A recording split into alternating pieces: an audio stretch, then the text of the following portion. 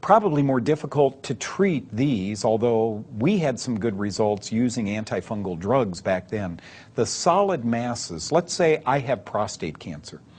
What could you do? How do you deliver sodium bicarb to my prostate? The problem is that sodium bicarbonate is effective if you can put in contact the sodium bicarbonate with the cancer. Okay. So you have to reach the cancer directly in the depth of the organism. So if you want to reach the prostate cancer, you have to locate before a catheter in the artery, the potenda artery, or hypogastric artery that reaches the prostate.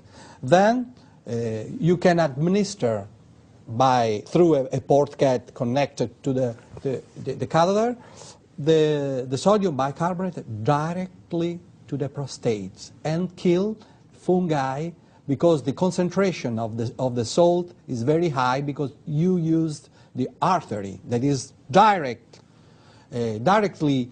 feeding the organ. So it is important for the prostate, for the liver, for the spleen, for the kidney, and other organs, internal organs, to locate catheters. Instead, for the cavities, pleura, peritoneum, you have to locate a transperitoneal or a pleural catheter to reach directly the colonies.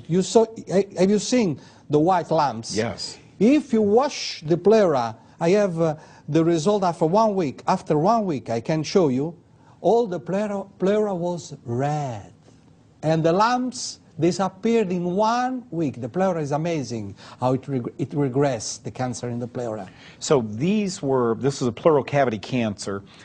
In those cases, catheters are needed. I can see a whole new business being developed by making catheters specific to this.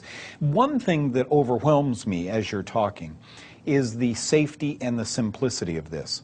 Can we talk a little bit about the way I ended the last segment? We have surgery, probably a good idea. If I had a lump in my body, I'd probably have it taken out. But in America, you have to sign, once you get the lump out, that you will take chemotherapy and radiation.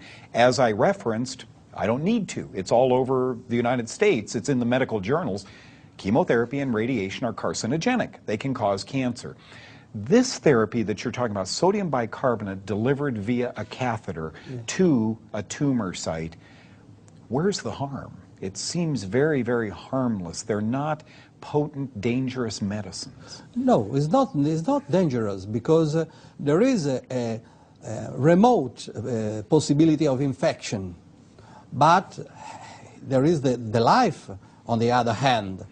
And then there are some type of cancer. Breast cancer doesn't need the catheter. Bladder cancer, brain cancer, breast and bladder cancer with the sodium bicarbonate can heal in 99% without surgery, without chemotherapy, without radiotherapy, and let the organs there. Softly you can remove the cancer just with local infiltration or ureter catheterization. So it's very simple. Right. It's a harmless. This is amazing. You're saying a urethral catheter can deliver sodium bicarb to the bladder. Yeah. Are you saying with breast cancer, a little incision, squirt? 6 days, everybody heals. 6 days. The breast is spared. I don't know why you don't try. Have there been, therein lies the question, because did you ever see the ad, folks, on TV where the guy at work says, where are we going to lunch? Same place, same thing. We're creatures of habit in America. The doctor said I have cancer, so I do. The doctor said to take chemo, so I do. We need to start thinking a little bit out of the box. Dr. Simoncini, I need to ask you a question. You're an oncologist. You went through all of this medical training, and before that, medical school. You learned the way the big companies wanted you to learn. When was the epiphany? When did Dr. Simoncini say, go home and say to his wife, oh my gosh, I have discovered something amazing. When? It was a long time ago, but the first step is that when I was at the first lesson of histology, and the professor told us, the big professor, the cancer is a mystery. So I thought, they are stupid. We are, in this century, plenty of marvelous things, and cancer is a stupidity, is a mystery. And then I studied. And the more I studied, the more I understood the stupidities. This is the first step. Then I criticized at once, because if a man, normal person, read 1, 2, 3 chapters, and at the end of the chapter there is the dark.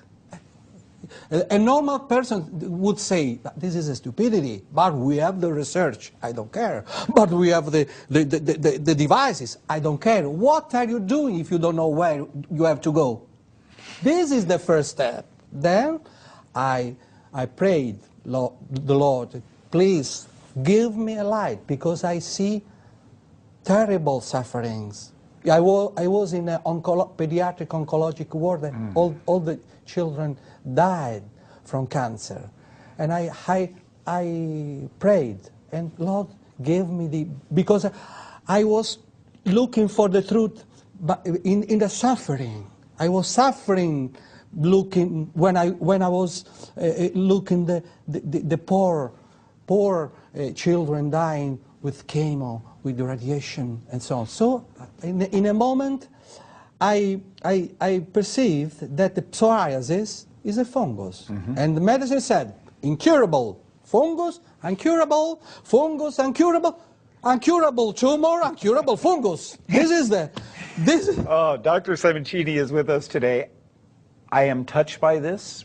I feel like crying myself, because we see it every day. It affects our families. Maybe, just maybe, there's something we can do about it. Where does fungus come from? Oh boy, if cancer is a fungus, then what is a fungus? In other words, how do we get this fungus inside our body, or this yeast inside our body? Where do you think all of this starts after your years of research?